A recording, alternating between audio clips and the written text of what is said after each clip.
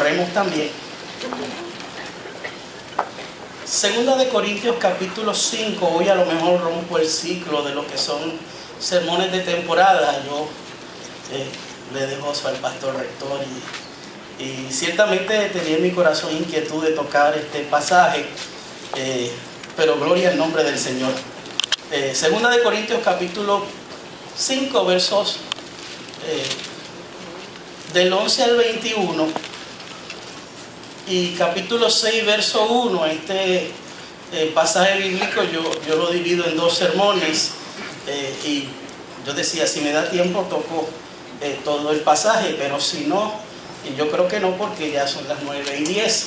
Así que segunda de Corintios capítulo 5,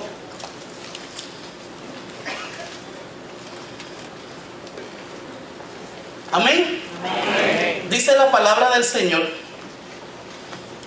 conociendo pues el temor del Señor, persuadimos a los hombres, pero a Dios le es manifiesto lo que somos, y espero que también lo sea a vuestras conciencias. No nos recomendamos pues otra vez a vosotros, sino damos ocasión de gloriaros por nosotros, para que tengáis con qué responder a los que se glorían en las apariencias y no en el corazón. Porque si estamos locos es para Dios, y si somos cuerdos es para vosotros. Porque el amor de Cristo nos constriñe, pensando esto, que si uno murió por todos, luego todos murieron. Y por todos murió, para que los que viven ya no vivan para sí, sino para aquel que murió y resucitó por ellos. De manera que nosotros de aquí en adelante a nadie conocemos según la carne. Y aun si a Cristo conocimos según la carne, ya no le conocemos así. De modo que si alguno está en Cristo, nueva criatura es. Las cosas viejas pasaron, he aquí todas son hechas nuevas. Aleluya. Y todo esto proviene de Dios, que nos reconcilió consigo mismo por Cristo y nos dio el ministerio de la reconciliación. Que Dios estaba en Cristo reconciliando consigo el mundo, no tomándoles en cuenta a los hombres sus pecados, y nos encargó a nosotros la palabra de la reconciliación. Así que somos embajadores en nombre de Cristo, como si Dios rogase por medio de nosotros. Os rogamos en nombre de Cristo, reconciliados con Dios. Al que no conoció pecado, por nosotros lo hizo pecado, para que nosotros fuésemos hechos justicia de Dios en él. Así pues nosotros, como colaboradores suyos, os exhortamos también a que no recibáis en vano la gracia de Dios. Se puede sentar. En la noche, si Dios quiere, tocamos la segunda parte de esta reflexión de esta mañana.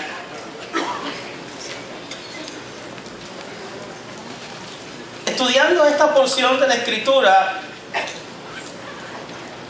nosotros llegamos a la conclusión de que la iglesia produce las más grandes satisfacciones en la vida de un ministro. Ayer en la iglesia de Dorado participábamos de llevar las aguas bautismales a 7 hermanos. Y aunque el tiempo estaba bien difícil, Dios nos dio un claro y un tiempo maravilloso, y pudimos compartir esa experiencia hermosa. Y yo creo que el bautismo es una de las satisfacciones más lindas que comparte la iglesia. Somos bendecidos cuando llegan hermanos a la fe, son confirmados para la gloria y la honra del Señor. Y ver no solamente esto, sino participar y bautizar aún nuestros propios familiares, y ver que Dios va cumpliendo lo que Él prometió en la vida de nosotros, es algo hermoso, es algo maravilloso. Pero a la misma vez que produce las más grandes satisfacciones, produce los dolores de cabeza más grandes en la vida también de los ministros del Señor. En la iglesia vivimos las experiencias más sublimes y dulces y agradables, pero también podemos compartir los momentos más duros y los momentos más frustrantes. Y la experiencia del apóstol Pablo con la iglesia de Corinto es un retrato de la vida de cualquier ministro que ama y se desvive por una comunidad de fe, que sabe él como ministro que Dios tiene proyectos y objetivos aún más allá de las propias expectativas de la iglesia. En su primera carta, el apóstol Pablo se enfrentó a una iglesia dividida, a una iglesia fraccionada, a una iglesia con partidos, a una iglesia que estaba en competencia, a una comunidad de fe que hacía alarde de su espiritualidad, a una comunidad de fe en la cual se manifestaban los dones espirituales, pero una comunidad de fe falta de amor. A veces nosotros confundimos lo que es verdadera espiritualidad, oiga, y confundimos la espiritualidad con espiritualización. Y la gente espiritualiza mucho las cosas y piensan que los más espirituales son los que tienen, oiga, ciertas prácticas religiosas dentro de su vida, pero verdadera espiritualidad tiene que ver con el fruto del Espíritu. Tiene que ver, oiga, con esa posesión del Espíritu en nuestra vida que nos ayuda a vivir vidas diáfanas y claras delante de la presencia del Señor. Trabajó con la importancia de la unidad del cuerpo, diciendo que todos somos necesarios, que no hay nadie más importante que los demás. Esta carta de Primera de Corintios, no tuvo el resultado deseado. Después que la carta llegó a Corinto, Pablo recibió información de que habían empeorado las condiciones de la iglesia. Así que Pablo deja su trabajo en Éfeso y realizó lo que se describe como la visita con tristeza, que se encuentra en 2 de Corintios capítulo 2, el verso 1. Alguien se había levantado desafiando arrolladoramente el ministerio de Pablo. La iglesia se puso de parte de esta persona y se vio Pablo obligado a retirarse a prisa de aquella iglesia. Así que esta carta de 2 de Corintios evidencia que la polémica contra Pablo se había agravado. Los cargos y murmuración contra su persona eran muchos. Se cuestionaba su integridad, se cuestionaban sus motivos, se cuestionaba su conducta, se cuestionaba su ministerio apostólico, sus capacidades eran atacadas, aún su apariencia era cuestionada y atacada. Para algunos Pablo no representaba o tenía la apariencia adecuada para ser un líder. Su retórica, su forma de hablar no era la mejor. Su autoridad no era respaldada por nadie. No tenía cartas de recomendación. No poseía un portafolio o un portfolio con nombres reconocidos que le daban autoridad a su ministerio. Es posible que los atacantes de Pablo fueran unos pocos de corte judía y estaban tratando de socavar su ministerio. Al retornar a Éfeso de su visita triste, Pablo escribió lo que se conoce como la carta angustiada y envía a Tito, su colaborador. Al instante, Pablo intenta restaurar la visión que tenían los hermanos de él y trata con el ministerio de Tito, a quien Pablo en otras ocasiones había utilizado en momentos de dificultad. Trata de restaurar la confianza de la iglesia en Pablo.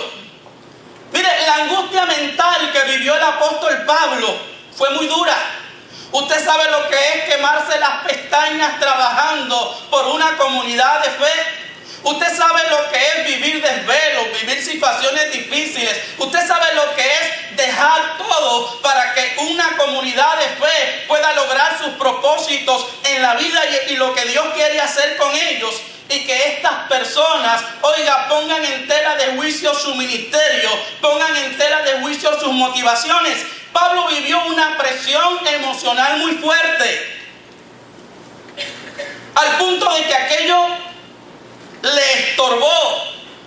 No detuvo su ministerio, no detuvo su llamamiento, porque Pablo nunca perdió su norte en la vida. Pero ciertamente hay situaciones difíciles, hermanos, que pueden hacer que nosotros seamos estorbados o nos detengamos en nuestro caminar. Yo sé de ministros que luego de una experiencia eclesiástica difícil de oposición, nunca más han podido trabajar en la fe. Nunca más han podido, hermanos, levantarse de su situación. Cuando Tito llegó con la noticia de que la iglesia había llamado a cuentas al ofensor y había vuelto a someterse a la autoridad del apóstol, Pablo se sintió confortado. Así que esta segunda carta es un documento destinado a completar la reconciliación de Pablo como padre espiritual y un tratado apologético de su propio ministerio. Y en este capítulo 5, Pablo procede a reafirmar la sinceridad de su ministerio. Él deja claro que ante Dios Él tiene las manos limpias, que ante Dios sus motivos son puros. Pablo deja claro que su motivación con la iglesia de Corinto no es una motivación egoísta, que no está buscando su propio provecho. Y el apóstol hace esto, hermanos, sabiendo que si su carácter es cuestionable, se verá perjudicado el impacto del mensaje del Evangelio de Cristo. Mira, hermano, el mensaje de un hombre será siempre escuchado según el contexto de su personalidad. Si su vida predica, si su vida habla, si su vida es consona con aquel mensaje que él dice poder enviar. Lamentablemente el mensaje del Evangelio puede ser trastocado, puede ser inclusive en algún momento impedido si el carácter de los hombres que profesan ser llamados por Dios no van en acorde con aquello que predican. Porque predicamos más con quien nosotros somos que con lo que nosotros hacemos. La vida testifica más que cualquier sermón que podamos predicar, que cualquier palabra que podamos decir. Cuando alguien conoce la vida de la persona que está por delante, que está hablando, que está diciendo, y sabe su experiencia de vida, y sabe si ciertamente su personalidad está en contexto de lo que dice, oiga, ese puede decir un amén, ese puede decir un gloria a Dios. Pero aquel que vea a alguien que sencillamente es vida de apariencia y no está acorde lo que dice con lo que hace, el mensaje es impedido. Por eso es que el predicador, como el maestro, deben estar fuera de toda sospecha. Y ciertamente, hermanos, somos seres humanos, y el que no tiene dinga, tiene mandinga. Pero hay que preocuparse, sí, por el pecado, y hay que preocuparse por la apariencia de pecado también, para que el mensaje del Evangelio no sea menospreciado. Por lo tanto, Pablo persuade a los hombres en cuanto a su integridad, en cuanto a sus motivos. Pablo desea examinarse por completo para ver si su predicación ha servido para que la causa del evangelio avance y para demostrar que su conducta ha sido ejemplar. Y dice: a Dios le somos manifiestos lo que somos, y espero que también le sea a vosotros. En otras palabras, Pablo dice: Dios me conoce y ante Él estoy desnudo. Ante Dios, hermanos, estamos desnudos. Y espero que también ustedes me hayan conocido. Yo soy un libro abierto. Y la realidad es que la Escritura dice que nosotros somos cartas abiertas al mundo para ser leídas por los hombres. Y ojalá, mi hermano, usted pueda tener una idea diáfana y clara de quiénes son los ministros de Dios que Dios ha puesto para servirle. Ojalá usted pueda tener una idea diáfana y clara de que aquellos hombres que Dios ha puesto, oiga, para ministrar a su vida, son hombres que viven para Dios en integridad, que no son perfectos, que tienen debilidades, que tienen flaqueza, que no se las saben todas, pero viven para el Señor vidas de integridad. Gloria a Dios. Pablo dice: no nos recomendamos otra vez a vosotros. En el capítulo 3, versos del 1 al 3, Pablo decía que él no necesitaba carta de recomendación, pues ellos mismos, la iglesia, era su endoso. La iglesia era su firma. La iglesia era su testimonio. De esa misma manera, en este verso, no es necesario argumentar a favor de su propia causa.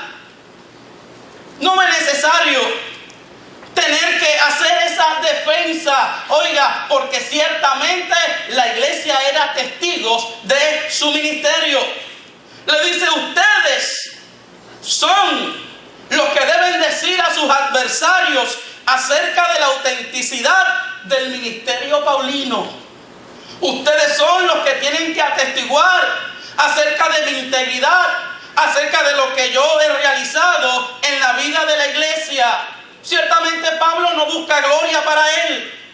Él busca, hermanos, que los corintios adopten una firme postura contra sus adversarios y que le den la gloria al evangelio de Cristo.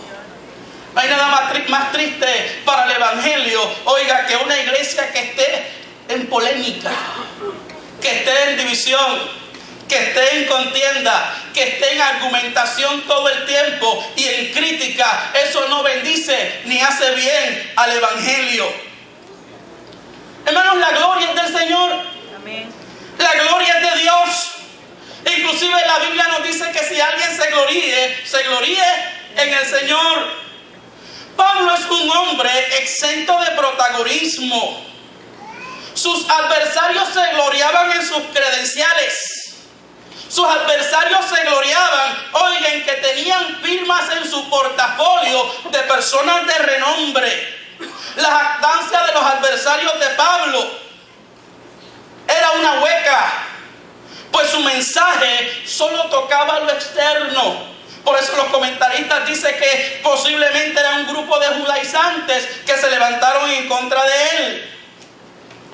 Y en su conducta estaba el ejemplo, hermanos, de lo que Dios le había dicho al profeta Samuel. Usted se acuerda en 1 de Samuel capítulo 16, el verso 7, donde dice que el Señor no se fija en las cosas que se fija el hombre. El hombre se fija o mira las cosas externas o mira la apariencia, pero el Señor se fija en el corazón. El Señor se fija, oiga, en el interior del ser humano. A veces los seres humanos tenemos la tendencia a prejuiciarnos con las personas por lo que vemos por fuera. Y hoy hay un énfasis desmedido, hermanos, en la apariencia, y un énfasis desmedido en lo que nosotros podemos enseñar con nuestro cuerpo, cómo vestimos, nuestra apariencia física. Y no es que no sea importante, es muy importante, pero el ser humano es algo más que su apariencia externa. Que mucha gente engañada por valorar un ministerio o un ministro por lo externo. Los oponentes de Pablo valoraban mucho las recomendaciones, la elocuencia, la herencia judía, las visiones, las revelaciones, el hacer milagros. Se gloriaban de poseer estas cualidades externas y se burlaban de él. Se burlaban de Pablo. Decían: tú no tienes estas cosas que nosotros poseemos. Tú no tienes la unción. Tú no tienes esta capacidad o esta revelación. Tú te quedaste atrás, le decían al apóstol Pablo. La gloria, como dije, hermanos, siempre es de Dios, no de los hombres. Hay que tener cuidado a quien usted aplaude. Hay que tener cuidado a quien usted adula. Igual, aquellos que tienen algún don o algún talento. Cuidado, hermano, con sentirse tentado a promover los elogios hacia uno mismo. Porque podemos estar deshonrando al Dios del cielo y dándole la gloria a los hombres. La gloria siempre es de Dios. Cuidado con estar detrás, oiga, de ministerios que aparentemente dan y tienen señales o tienen algo especial. Oiga, lo especial de aquí es el Señor y es el Evangelio de Jesucristo. Porque si estamos locos, es para Dios. Y si somos cuerdos, es para vosotros. Pablo insiste que detrás de toda su conducta ha habido un solo motivo: servir a Dios, bendecir a Dios, ayudar a la comunidad de los corintios. Pablo había sido acusado de perder la razón. En más de una ocasión lo tildaron de loco. En Hechos 26-24, hablando de Pablo, dice: diciendo de él estas cosas en su defensa, Festo a gran voz dijo: estás loco, Pablo, las muchas letras te vuelven loco. Mas él dijo: no estoy loco, excelentísimo Festo, sino que hablo palabras de verdad y palabras de cordura. La misma expresión se le hicieron a Jesús en Marcos 3:21, cuando le dijeron: está fuera de sí. Lo que ocurrió, hermanos, es que el entusiasmo de Pablo, su absoluta superioridad a las consideraciones egoístas comunes, su resuelta afirmación a las verdades que estaban más allá de los sentidos, aquella llama que ardía en su corazón, no terrenal, aquella llama incesante en su pecho, le parecía a sus adversarios locura. El evangelio para el que no cree es locura. Cuando los que te conocen de afuera te ven con tus pesares, te ven con tus situaciones, te ven con tus crisis, verte alabar a Dios aquí le puede parecer locura. Cuando la gente te ha visto tu peregrinar en la vida y las pérdidas que has tenido y lo que te ha costado, oiga, mantenerte en pie, te ven perseverar, piensan que estás loco. Cuando la gente ve tu constancia en la vida, aunque has tenido situaciones dolorosas que enfrentar, este tiene que estar loco, tiene que estar fuera de la razón. Hermanos, si estamos locos, es para el Señor que estamos locos. Cuando su conducta era otra, cuando era excepcional frente a los hombres, Pablo decía: es para Dios. Cuando era común y corriente, decía: esto es para ustedes los hombres. Y a diferencia de sus oponentes, no era que Pablo no había tenido experiencias con Dios. Pablo había tenido visiones, revelaciones, pero las visiones y las revelaciones que eran parte de la vida de Pablo, él nunca se valió de estas, hermanos, como signos de autoridad, como signos de su capacidad apostólica. Las visiones, las revelaciones, los milagros no son otra cosa que don de Dios. No son otra cosa que bendición de Dios y no tienen que ver con la capacidad que tenga el ser humano. Pablo no estaba interesado en promoverse a sí mismo. Y es uno de los lenguajes nuevos dentro de las comunidades evangélicas, el ser promovido, la promoción, que te promueva el Señor, que te promueva Él y no te promuevan los hombres. Qué palabra poderosa, hermanos, contra el orgullo, la arrogancia espiritual. Pero el verso que tocó mi corazón para hablar de este pasaje es ese verso 14. Que dice, porque el amor de Cristo nos constriñe, dice la Reina Valera. El amor de Cristo nos controla. El amor de Cristo nos obliga, dice la Nueva Versión Internacional. El amor de Cristo nos apremia. Una versión paráfrasis dice, porque el amor de Cristo domina nuestras vidas. Pablo está diciendo, yo estoy poseído por el amor de Cristo. Aleluya. Yo estoy dominado por el amor de Cristo. Pablo es un hombre que demuestra su equilibrio mental cuando predica el Evangelio. Y la palabra constriñe quiere decir también arrestar, custodiar, poner en estrecho. Y yo creo que es mañana para que evaluemos cuán gobernados estamos siendo por Cristo. Aleluya. Cuán sujetos estamos a Él. Aleluya. ¿Qué control tiene el amor de Dios sobre tu vida, sobre mi vida? El testimonio de Pablo es: mi vida la gobierna Cristo, no mis impulsos, no mis temperamentos, no mis debilidades, no mis anhelos, no mis sueños, no mis acciones diarias, no mis decisiones, no mis deseos de venganza. Cristo controla, domina, dirige toda mi vida.